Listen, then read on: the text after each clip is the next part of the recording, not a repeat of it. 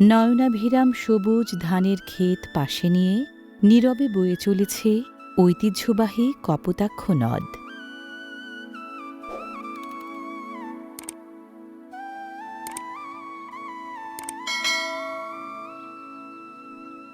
শিল্প, সাহিত্য আর কৃষি সমৃদ্ধ এই জনপদ যশোরের কেশবপুরের।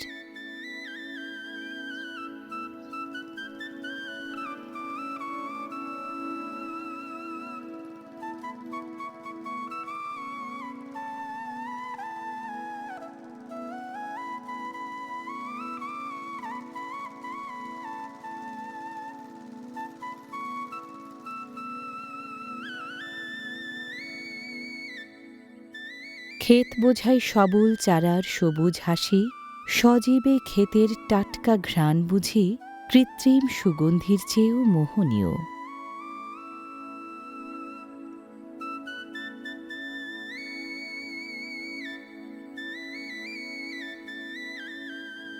মাটির সাথে মিশে গিয়ে মাটির মানুষের নিবিড় পরিচর্যা পূর্ণতা পাবে কাঙ্ক্ষিত ফসলের হাসিতে।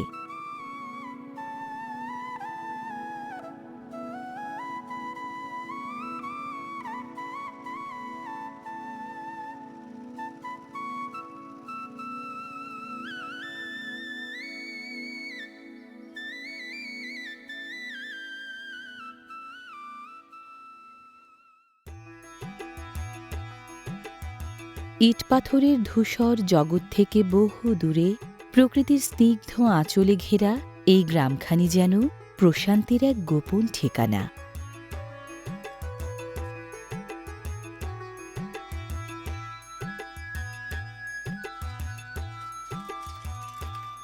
এখনও এখানে ঐতিহ্য ধরে রেখেছে মাটির টালির ছাউনি দেয়া বাড়িগুলো।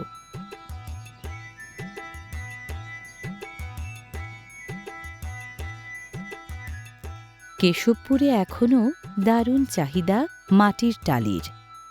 গ্রামগুলোতে টালি তৈরির এই কর্মযজ্ঞ এক অনন্য শিল্পধারা। নারী পুরুষ উভয়েই এই শিল্পের কারিগর।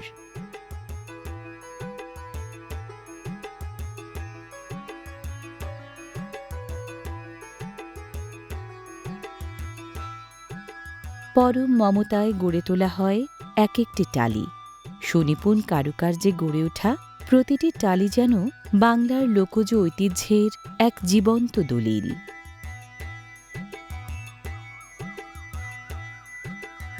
এখানকার শ্রীরামপুর, হরিহরনগর, পাঁজিয়া এবং মজিদপুর ইউনিয়নের গ্রামগুলোতে বাণিজ্যিকভাবে টালি তৈরি হয়। কারিগরদের বংশপরম্পরায় মৃৎশিল্পের ধারাটি সরব এখানটায়।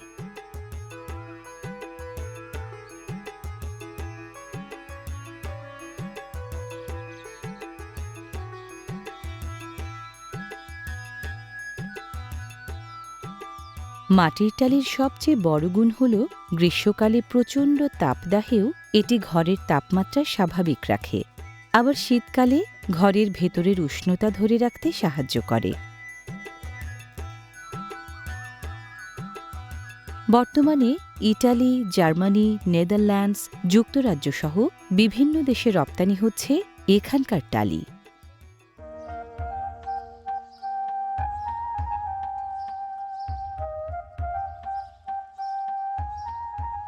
এখানকার প্রায় প্রতিটি প্রান্তিক ও মধ্যবিত্ত পরিবারে ছাগল পালনকে একটি লাভজনক বাড়তি আয় হিসেবে দেখা হয়।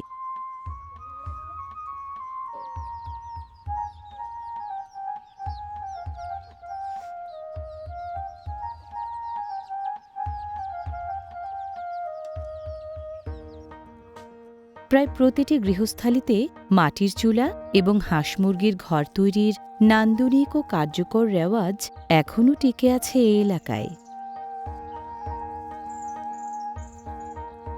গ্রামীণ নারীদের নিপুণ হাতে তৈরি এসব শিল্পকর্ম প্রয়োজন মেটানোর পাশাপাশি সৃজনশীলতারও বহিঃপ্রকাশ।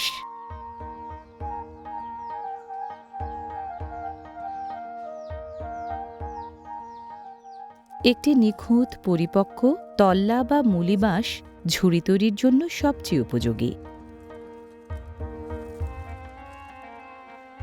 এখানকার গ্রামগুলোতে বাঁশ দিয়ে ঝুড়ি বুননের দৃশ্যটি কেবল একটি হস্তশিল্পই নয়, বরং এটি যেন এক নিপুণ জাদুকরী ছন্দ।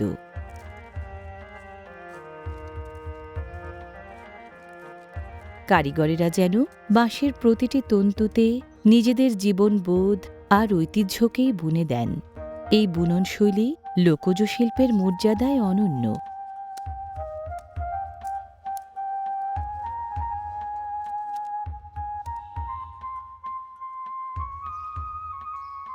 রান্নাঘরে উনুন জ্বলার আগে চলে কোটা বাছার এক শৈল্পিক উৎসব।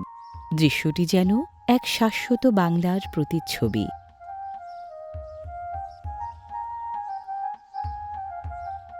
ভাত খেতে বসার দৃশ্যটি যেন এখানকার মানুষের জীবনের মতোই সহজ সরল।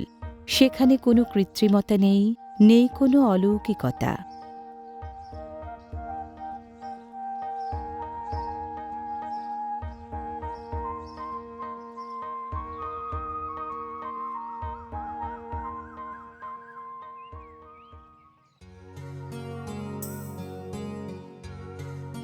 ছায়াযুক্ত ও আর্দ্র পরিবেশে পানের চাষ করা হয়, তাই বাঁশ, ছন, পাটকাঠি বা নেট জালে ঘিরে দেয়া হয় পানের ক্ষেত বা পান বরজ।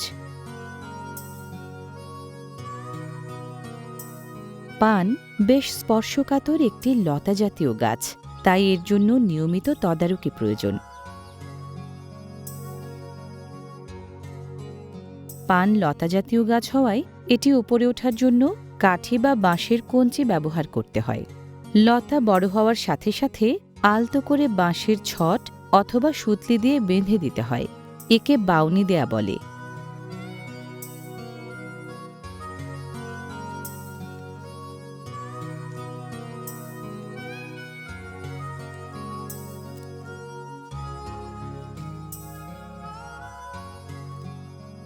পানের পাতা বড়, পুরু এবং গাঢ় চকচকে সবুজ হওয়াটা মূলত সঠিক পুষ্টি ও আর্দ্রতা ব্যবস্থাপনার উপর নির্ভর করে।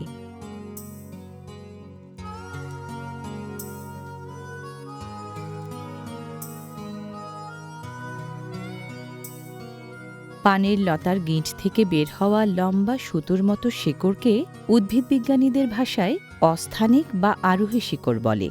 শিকড়ের এই অংশটি মাটিতে পুঁতে দিলে নতুন চারা বের হয়।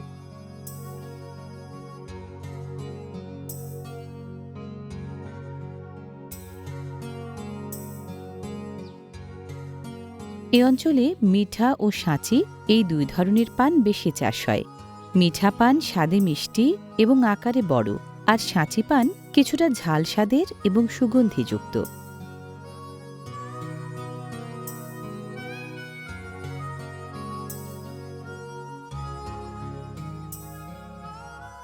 পানের লতা খুঁটির সাথে আলতো করে বাঁধার সূক্ষ্ম কাজটি নারীরা অত্যন্ত নিপুণতার সাথেই করেন।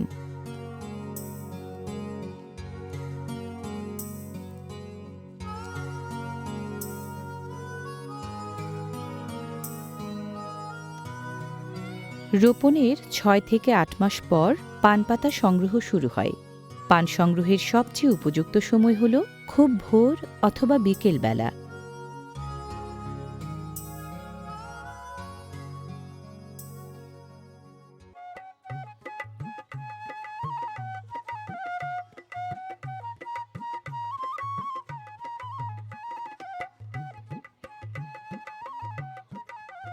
কম সময়ে এবং অল্প পুঁজিতে বেশি লাভ হওয়ায় কৃষকরা শশা চাষে বেশ আগ্রহী।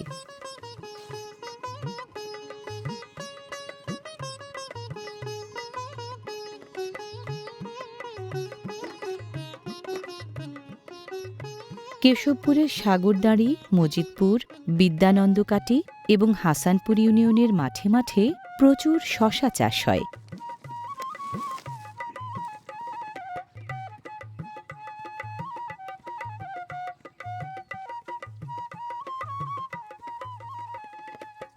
গাছ খানিকটা হলদেটে হয়ে এলে এবং নুয়ে পড়লে রসুন সংগ্রহের সময় হয়েছে বলে বুঝতে পারেন কৃষকরা। মাটি শুকনা থাকলে রসুন তোলা সহজ হয়, এতে রসুনের গায়ে কাদাও লাগে না।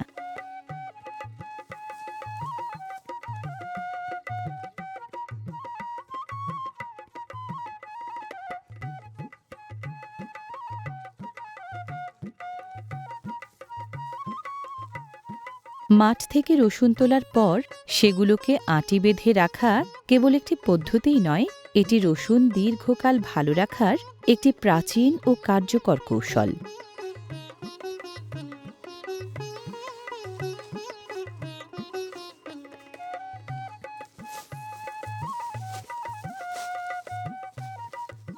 ঝুরো রসুনের চেয়ে আঁটি বাঁধা রসুন নাড়াচাড়া করতেও সুবিধা বেশি। মুঠি বেঁধে ঝুলিয়ে রাখলে এটি 6 থেকে 8 মাস পর্যন্ত ভালো থাকে।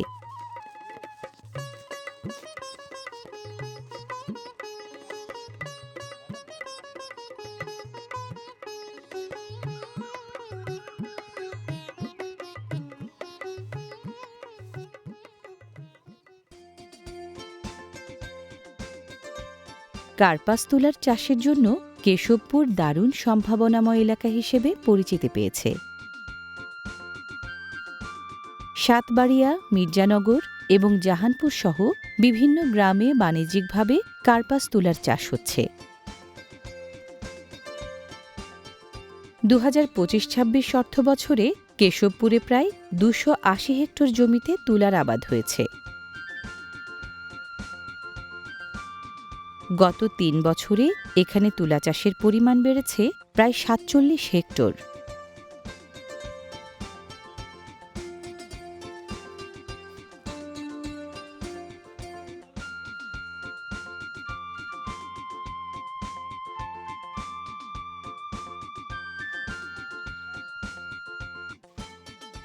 আবহাওয়া অনুকূলে থাকায় কেশবপুরের অনেক কৃষক এখন অন্যান্য রবি শস্যের বদলে সূর্যমুখী চাষে আগ্রহী হচ্ছেন।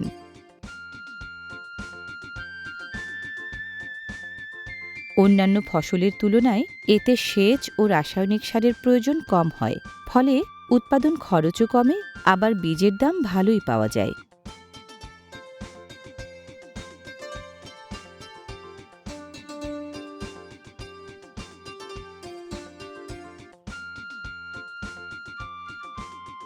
সূর্যমুখীর বীজে তেলের পরিমাণ থাকে 42 থেকে 45 ভাগ।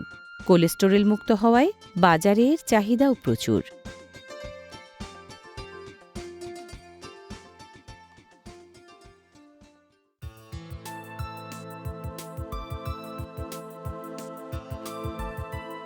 যশোর শহর থেকে প্রায় 32 কিলোমিটার দূরে কেশবপুর উপজেলা সদর।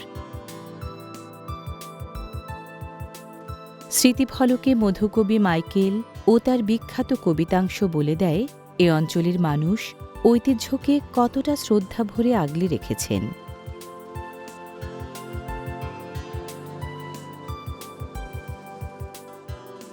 প্রাচীন ও ঐতিহ্যবাহী জনপদ কেশবপুরের পরতে পরতে লুকিয়ে আছে হাজার বছরের ইতিহাস।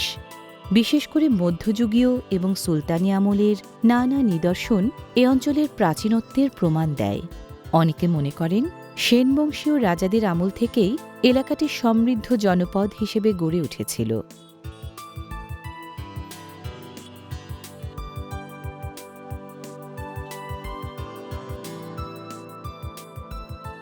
আধুনিক কেশবপুরের রূপান্তর মূলত শুরু হয়েছে এর পরিকল্পিত প্রশাসনিক অবকাঠামো এবং জনকল্যাণমূলক প্রতিষ্ঠানগুলোর আধুনিকায়নের মাধ্যমে। একসময়ের প্রাচীন জনপদটি এখন একটি আধুনিক সুযোগ সুবিধা সম্পন্ন উপজেলা শহরে পরিণত হয়েছে।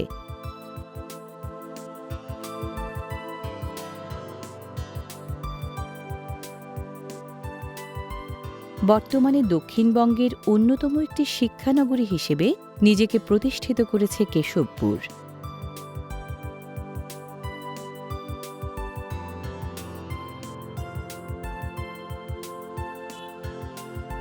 প্রাচীন ঐতিহ্যের পাশাপাশি আধুনিক শিক্ষার প্রসারে এ জনপদটি এখন অনেক বেশি অগ্রসর।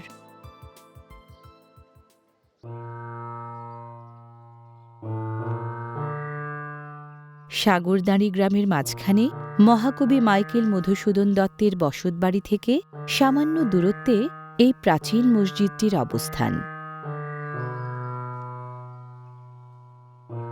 মোঘল স্থাপত্যরীতিতে নির্মিত প্রাচীন এই মসজিদের প্রতিষ্ঠাতা ছিলেন হযরত শাহ সুফি নিয়ামতুল্লাহ রহমতুল্লাহ আলাইহি।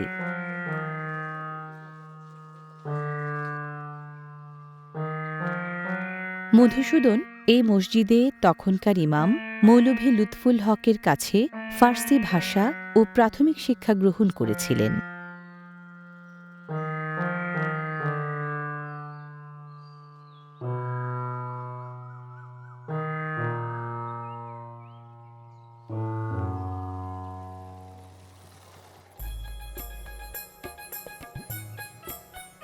কেশবপুর উপজেলা সদর থেকে মাত্র ৭ কিলোমিটার পশ্চিমে বুড়িভদ্রা নদীর তীরে মির্জানগর হাম্মামখানা বা রাজকীয় গোসলখানাটি অবস্থিত।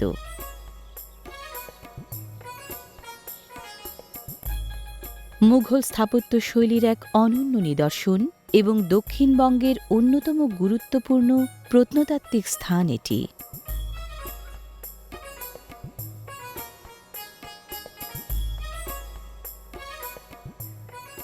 মুঘল সম্রাট শাহজাহানের শাসনামলে ১৬৪৯ খ্রিস্টাব্দে বাংলার সুবাদার শাহ সুজার আমলে এটি নির্মিত হয়।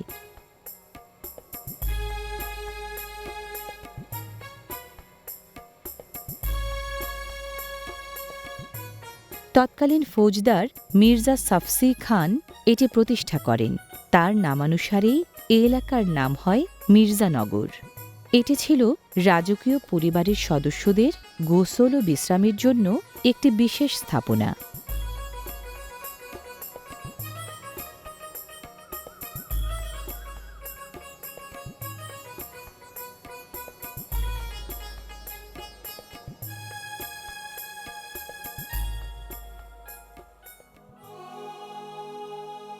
যশোর জেলা সদর থেকে প্রায় ৪৫ কিলোমিটার দক্ষিণ পশ্চিমে কেশবপুরের সাগরদাড়ি।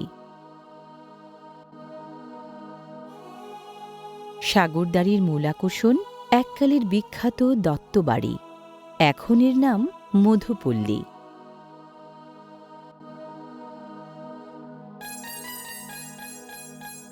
বাংলা চতুর্দশপদী কবিতার জনক মাইকেল মধুসূদন দত্তের জন্ম এই বাড়িতে। এখানেই তার বেড়ে ওঠা। দত্তবাড়ির একতলায় কাচারি ভবন এখন মধুপল্লী গ্রন্থাগার।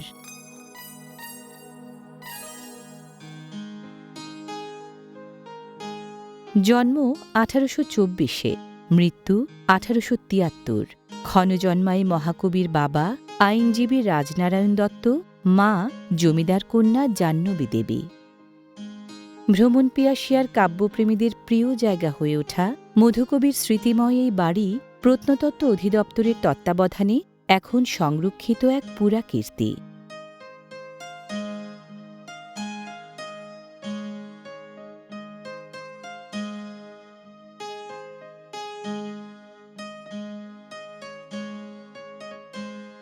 দত্তবাড়ির অন্দরমহলের এই জায়গায় সদ্য ভূমিষ্ঠ মধুসূদন পৃথিবীর প্রথম আলো দেখেছিলেন ২০২ বছর আগে। মধুকবির পৈতৃকে বসতবাড়ির চারদিকেই কক্ষের সারি।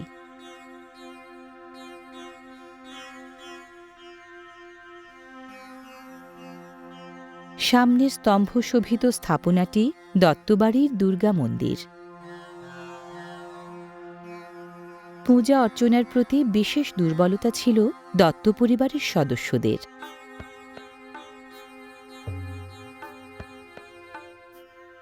দত্ত পরিবারের পূর্বপুরুষদের আদিনিবাস ছিল পশ্চিমবঙ্গের হাওড়া বালিতে। মধুসূদনের পিতামহ রামনিধি দত্ত সাতক্ষীরার তালা জনপদ থেকে এসে বসতি গড়েছিলেন যশোরের সাগরদাঁড়িতে।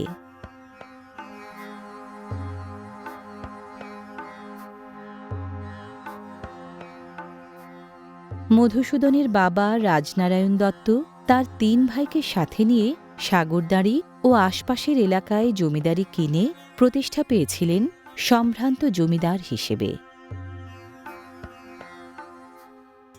দত্তবাড়ির পশ্চিমাংশের নিচতলার কক্ষগুলোয় এখন জাদুঘর।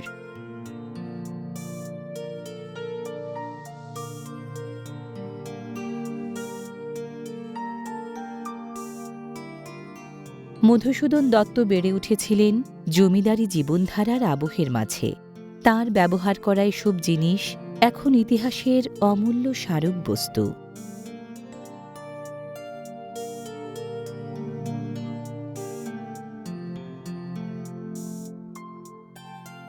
এখানে ঠাঁই পেয়েছে মধুকবির হস্তলিপি, পংক্তিমালা, গ্রন্থপ্রচ্ছদ, শিক্ষক ও বন্ধুবান্ধবদের ছবিসহ নানান নমুনা স্মারক। ঈশ্বরচন্দ্র বিদ্যাসাগর, দীনবন্ধু মিত্রসহ ১৯ শতকের বহু শিল্পী, সাহিত্যিক, মনীষীর প্রীতিধন্য ছিলেন মধুসূদন।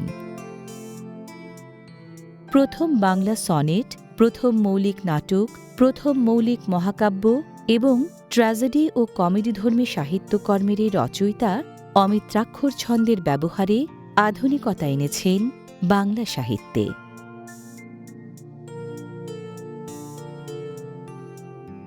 মধুসূদনের ব্যবহার করা পালঙ্ক, কাঠের টেবিল, দেরাজ সম্বলিত আলনা, লোহার সিন্দুক, দেয়ালের দর্পণ, স্টিল ও কাঠের বাক্সসহ এই জাদুঘরের সংরক্ষিত নানা জিনিস সবাইকে ফিরিয়ে নিয়ে যায় ২০০ বছর আগে।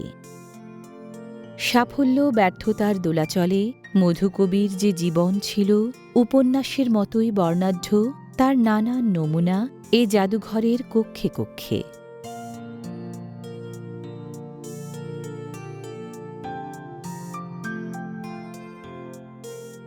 দত্তবাড়ির কাচারি ভবনের বামে একাধিক পারিবারিক পুকুরের একটি। মধুসূদনের কবি মানুষ গড়ে তোলার অন্যতম নেপথ্য কারিগর নৈসর্গিক এই পরিবেশ। সাগরদাঁড়ি গ্রামের পাশ দিয়ে বইছে মাইকেল মধুসূদন দত্তের স্মৃতিধন্য এই নদ কপোতাক্ষ।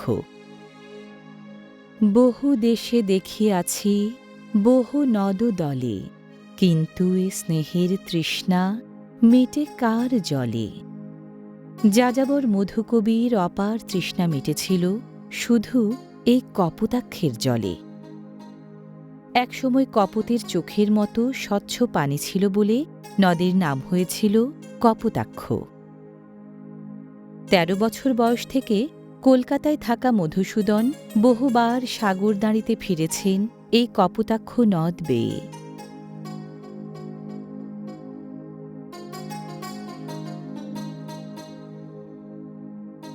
কপোতাক্ষ পাড়ের এই কাঠবাদাম গাছ বুকে ধরে আছে মধুকবির বাল্যকালীন সাহিত্য সাধনার স্মৃতি। সাগরদাঁড়ি থেকে শেষ বিদায় নেয়ার আগে এ গাছের তলায় তাঁবু খাটিয়ে সপ্তাহখানেক সপরিবারে কাটিয়েছিলেন দত্তবাড়ির ত্যায্য সন্তান পিতৃমাতৃহীন মধুসূদন। সয় সম্পত্তির দখল নেয়া আত্মীয় স্বজনরা ধর্মান্তরের অজুহাতে গৃহে প্রবেশের সুযোগ না দেয়ায় আশাহত কবির শেষ বিদায়ের স্মৃতি ধরে আছে কপোতাক্ষ পাড়ের এই ঘাট ফলক।